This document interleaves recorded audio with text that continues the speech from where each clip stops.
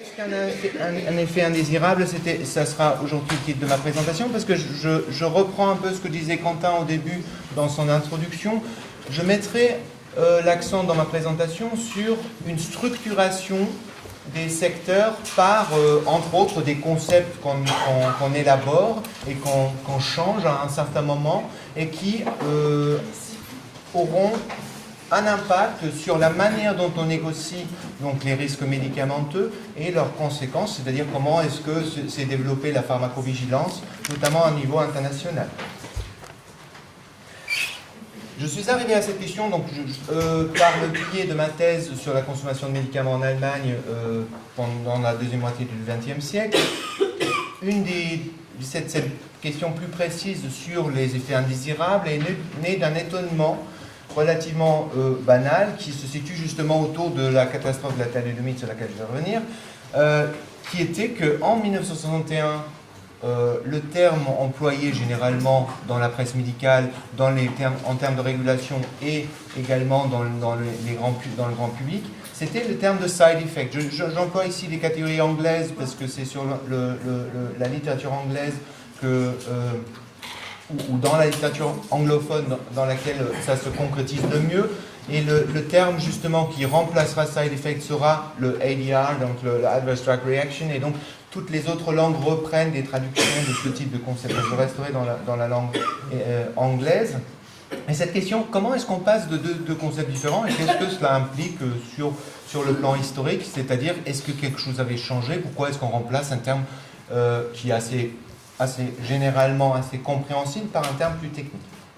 Et donc la question se posait, est-ce qu'il y avait justement, au lieu d'y voir une évolution directe, est-ce qu'il y avait une sorte de processus plus complexe qui permettrait d'expliquer ce petit changement qui peut paraître anodin, mais qui moi, commençait à m'intéresser de plus en plus. Car si vous regardez le début des années 60, ce qui marque beaucoup les esprits à l'époque, Quentin m'a déjà rendu un grand service en faisant justement cette chronologie des scandales. Le scandale majeur des années 60, et c'est lui qui a certainement, sur le plan international et notamment par rapport aux États-Unis, le plus grand impact dans la perception des risques médicamenteux, c'est la catastrophe de la thalidomide. Vous voyez là une image de la fondation Dauphin, qui était une fondation pour les victimes de la thalidomide. La thalidomide a fait émerger, contrairement à d'autres scandales médicamenteux de l'époque, un élément très très problématique dans la perception des contemporains qui y avait là un produit phare donc de la firme qui a été vendu à des millions de boîtes et un side effect, donc une forme d'effet secondaire à l'époque qui n'a pas du tout été anticipé et qui surprend autant les instances de régulation que la plupart des médecins. La plupart, parce que bien évidemment, il y avait des lanceurs d'alerte là aussi. Le lien entre les deux événements, c'est-à-dire la malformation et la molécule, reste controversé. Et ça, c'est important aussi parce que vous verrez là un élément qu'on retrouve dans tous les scandales et toutes les affaires de médicaments. Même si, généralement, ça peut être très très vite admis dans la presse et dans un grand public qu'il y a un lien, ce sont souvent justement les milieux scientifiques qui se montrent le plus hésitants à reconnaître des liens qui sont très très difficiles à prouver sur le plan scientifique. Ce qui surprend beaucoup à l'époque, c'est le fait que c'est un médicament qui, selon ces standards-là, a été testé correctement. Donc ce qui ne s'inscrit plus du tout dans le récit classique de l'époque, dans lequel, par exemple, s'inscrivait encore l'affaire du Stalinon en 1954 en France, qui était celui de la buanderie, c'est-à-dire la production de buanderie qui montrait un peu une image d'une fabrication qui était mal surveillée, pas sérieuse, faite un peu dans l'arrière-cour de quelqu'un de non professionnel, ben là on a affaire à un médicament qui a été produit par une industrie dite sérieuse, c'est-à-dire qui testait ces médicaments avant de les mettre sur le marché, même si les standards, bien évidemment, n'étaient pas du tout pareils. Cette attention que suscite cette catastrophe s'explique non seulement par le fait qu'il s'agit d'un médicament jugé comme scientifique, mais aussi par le fait que le nombre de victimes est énorme. Et contrairement, et ça c'est une autre particularité de la thalidomide et qui rend en quelque sorte atypique cette catastrophe, ce sont des victimes visibles. C'est-à-dire dont on arrive non seulement relativement facilement à voir une émergence très rapide du problème par la multiplication des cas de malformation, mais en plus, on réussit relativement vite à établir des potentiels liens entre une activité chimique et ce type de malformation. Ce n'est pas du tout le cas dans beaucoup d'autres médicaments, ce qui pose plein de questions ensuite par rapport à la reconnaissance des victimes, par rapport à l'organisation du scandale sur le plan médiatique et de l'affaire sur le plan politique. Au niveau de l'OMS, donc de l'Organisation mondiale de santé, c'est sur quoi je vais focaliser un peu ma présentation, il y a une grande attention pour cette articulation très spécifique qui semblait émerger maintenant entre une consommation de masse et ensuite une catastrophe qui est restée invisible et donc la potentielle dimension de santé publique qui en découle. Et il se fonde un groupe qui s'intitule donc Drug Utilization Research Group, donc un groupe de recherche sur les usages des médicaments. Et ce groupe est très intéressant parce que, même si ça reste un petit groupe d'experts au niveau de l'OMS qui, a priori, ne prendra pas une ampleur très importante quant au marché du médicament en général, ce groupe-là se fixe comme ambition, sous l'emprise de cette catastrophe, de garder ces éléments de la dimension quantitative de la consommation, de la visibilité et de l'invisibilité donc du problème, et du lien entre le nombre de victimes et l'impact donc des pratiques médicales, donc prescription médicale notamment, et des pratiques d'automédication sur la potentielle dimension d'une catastrophe. On s'intéresse donc autant à l'automédication, qui suscite beaucoup de critiques dans la communauté médicale à l'époque, mais aussi aux surprescriptions et aux potentielles erreurs médicales et aux interactions thérapeutiques. L'OMS est pour cela une arène très favorable, car l'OMS se distingue d'autres arènes politiques de la négociation de la santé par le fait qu'elle n'intervient pas, ou rarement au moins, directement dans les politiques de santé, mais qu'elle essaye de créer des standards qui ensuite sont repris au niveau national et donc traduits en standards nationaux. Et c'est ainsi qu'ils essayent de faire de la politique de santé sans pour autant intervenir dans les prérogatives nationales. Ça veut dire que pour pousser ce type d'agenda d'une recherche sur les usages, il faut proposer tout un programme, notamment de notions standardisées sur ce type de problème. Jusque-là, existait un terme qui était assez généralement utilisé, qui s'appelait side effect.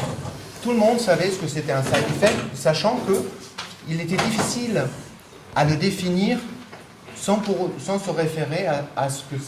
que c'est au final une liste autour de différents phénomènes sur le plan technique liés aux médicaments. C'est-à-dire un side effect était en quelque sorte quelque chose qui arrivait dans l'usage des médicaments, mais qui pouvait avoir des raisons très très diverses. Entre autres, ce que l'un des pharmacologues de l'époque présentait donc,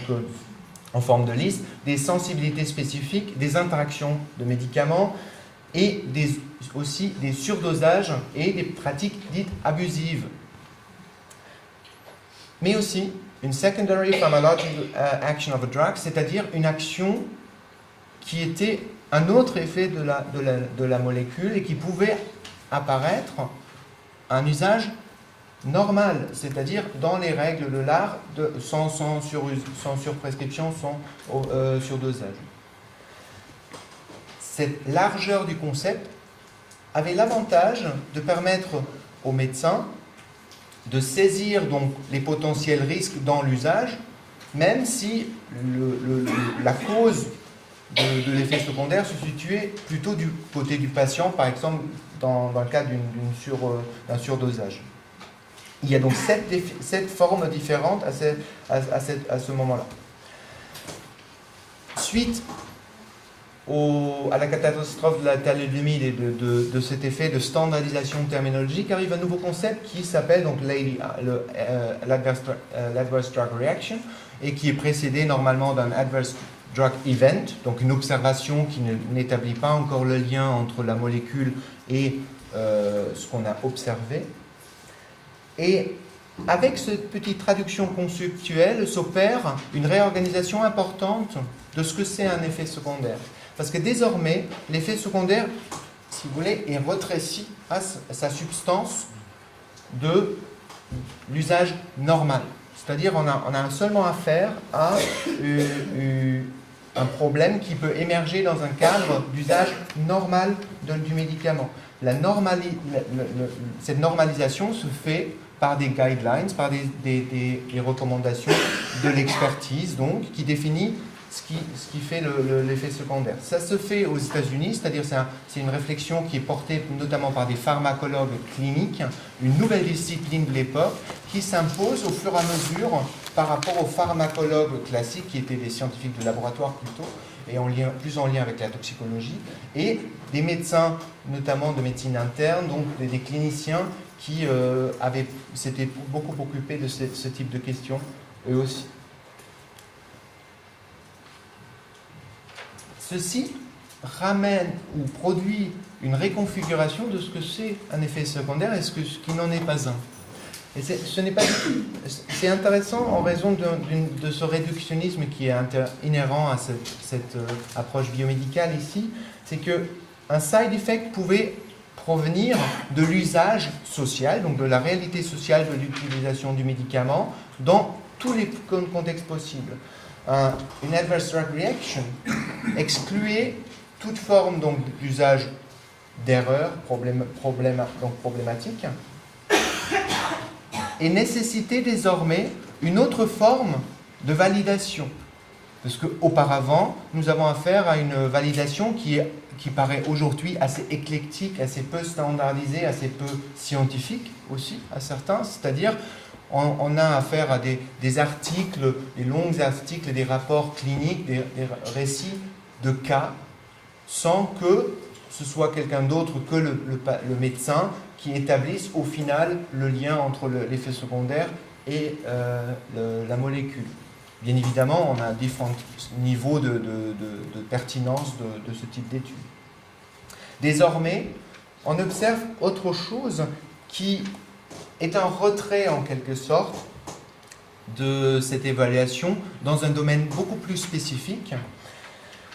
C'est une collecte de rapports donc de ADR, donc de Adverse Drug Reactions, auprès des médecins ambulatoires qui, eux, ne transmettent que les ADE, donc les Adverse Drug Events, donc des événements observés. Il n'y a pas de jugement définitif que vraiment il s'agirait là d'une réaction. Ce jugement est désormais confié à des experts en pharmacoclinique qui évaluent ce type d'études. Et au début, quand on essaie de faire ça, on arrive à des résultats complètement dévastateurs, car on fait des comparaisons à l'aveugle, et suite à l'évaluation par 3 cliniciens, et par 3 pharmacologues cliniciens, on arrive à 3 jugements complètement différents qui ne sont pas suffisamment standardisés. Donc ce que l'on fait, au lieu de se fier à quelque chose qui est considéré comme de moins en moins scientifique, de moins en moins stable, de plus en plus subjectif comme jugement, on limite la collecte aux médecins hospitaliers de plus en plus, avec des études notamment du Massachusetts General Hospital, donc des études dans des centres très très spécialisés et bien équipés, qui fournissent une infrastructure beaucoup plus sophistiquée que celle qui existait auparavant, avec des populations spécifiques, logiquement, parce qu'il s'agit de personnes hospitalisées surtout, et on commence justement pour atteindre ce degré de scientificité, avec des études de long terme sur des populations et avec des études multicentres. Ce type de décision s'inspire d'une réflexion qui a une longue tradition dans la médecine, qui est celle inspirée du raisonnement biomédical, qu'il s'agirait en suivant le modèle du laboratoire, il s'agirait d'isoler un maximum des facteurs jugés extérieurs et donc potentiellement falsifiant le résultat extérieur au questionnement. Et donc, on essaie de reproduire dans un cadre relativement protégé, surveillé, car contrôlé par des paramètres, le cadre hospitalier, on essaie d'identifier les effets secondaires de façon plus fiable que l'on le faisait avant, avec des études de cohorte, avec une surveillance très étroite des patients par rapport aux paramètres biomédicaux. Et à côté, continue une forme plus classique de la collecte de données, des rapports qui sont transmis depuis de longues années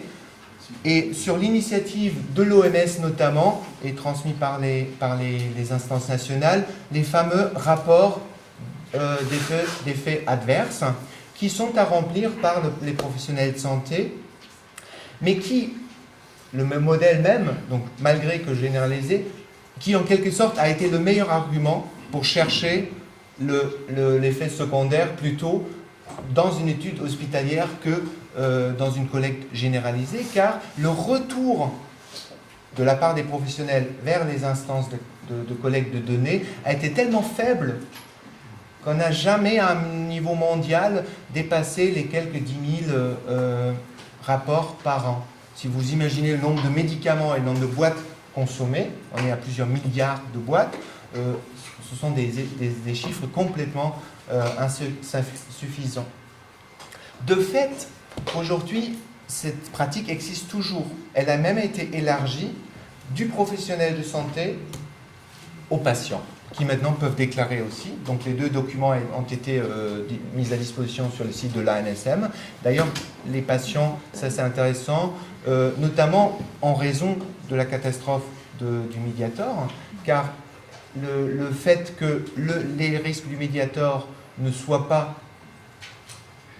très vite perçus par une majorité des professionnels de santé, justement a remis en cause, en partie aussi, justement ce monopole du rapport, sachant que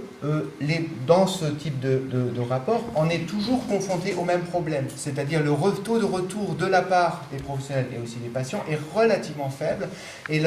pourquoi est-ce qu'on maintient un tel système tout de même? Parce qu'il a l'avantage d'apporter de temps en temps des petits signaux, c'est-à-dire une accumulation de rapports peut attirer l'attention sur un potentiel problème, et puis on peut enquêter de façon plus approfondie sur ce type de problème dans un cadre hospitalier. Cependant, cette décision-là, elle a eu des conséquences pas du tout intentionnelles a priori, mais tout à fait importantes sur le plan économique. Par cette séparation conceptuelle et pratique, on arrive à une réorganisation du champ des effets secondaires et donc aussi de l'attention qui est portée à certains effets secondaires par rapport à d'autres. On a aujourd'hui une focale très très importante dans la recherche sur les effets secondaires, ou aujourd'hui ADR, qui est orientée vers les pathologies lourdes, qui est orientée vers les médicaments qui sont particulièrement susceptibles de provoquer des ADR massifs et potentiellement dangereux. Et on a une très bonne surveillance du cadre hospitalier. Donc des médicaments employés dans un cadre hospitalier. Sachant que le grand marché du médicament, et là l'exemple des anticancéreux évoqué tout à l'heure peut être trompeur, le marché du médicament avec ses 1000 milliards est composé dans une bonne partie aussi par des médicaments qui sont beaucoup plus employés dans un cadre de pratique générale de la médecine, voire dans l'automédication, que dans un cadre hospitalier. Et donc, il y a un véritable risque que ce redécoupage à la fois accentue l'attention et la qualité du résultat dans un cadre de la médecine hospitalière, mais fait disparaître justement du radar un certain nombre d'autres risques liés à des médicaments qui sont sur le marché dans un cadre plutôt d'une utilisation plus libérale. Sachant qu'un des arguments qui est avancé ici, c'est que, et là ça c'est important par rapport à l'innovation dont on a parlé tout à l'heure, que les médicaments les plus dangereux, a priori, seraient ceux qui seraient les moins connus, donc les plus récents. Donc, la focale, avec des ressources relativement limitées, toujours sur un plan global des investissements dans la recherche des effets secondaires, fait qu'on se focalise de façon très, très accentuée sur les nouveaux médicaments,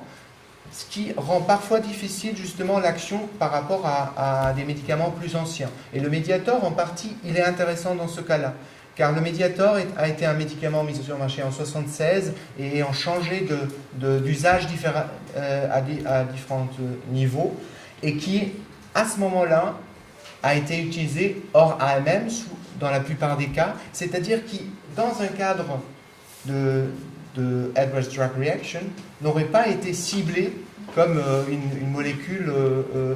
d'un intérêt particulier. Et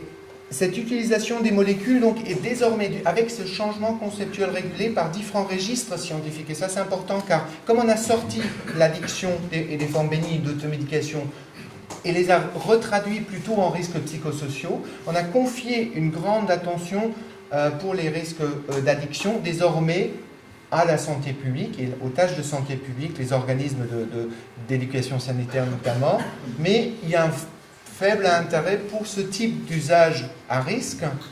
quant à la production de ADR. Les erreurs médicales restent à ce moment-là régulées par la profession et par le droit et sont donc peu liées à l'idée même d'une ADR. Et les pratiques commerciales des entreprises, bien évidemment, ne peuvent pas être directement en lien avec la ADR parce qu'il s'agit d'un usage normal et donc un usage dans lequel n'existe pas un environnement commercial du médicament parce qu'on est dans une essai clinique. Et donc, pour finir, les ADR constituent donc un domaine d'expertise d'une discipline particulière aussi, les pharmacologues cliniciens qui sont aujourd'hui, ou pharmacologues cliniques, qui sont aujourd'hui ceux qui sont les experts majeurs du domaine. Et quand on pouvait expliquer les side effects de façon sociale et biologique, les ADR ont opéré justement un dépassement de frontières, si vous voulez, une restriction qui fait qu'aujourd'hui on a affaire à une catégorie biomédicale. Et aujourd'hui, les manuels de pharmacologie clinique, et ça c'est intéressant, ont réintroduit dans leurs textes, dans leurs passages, dans leurs explications, tous les facteurs sociaux qui étaient auparavant dans les side effects, mais sans que ceci soit vraiment mis en contexte, comme l'était le side effect. Si dans les années 60, vous aviez eu des débats sur les side effects, une critique médicale était le rôle des pratiques commerciales, le rôle de la publicité, etc. Ça ne peut pas, a priori, être justifié par une analyse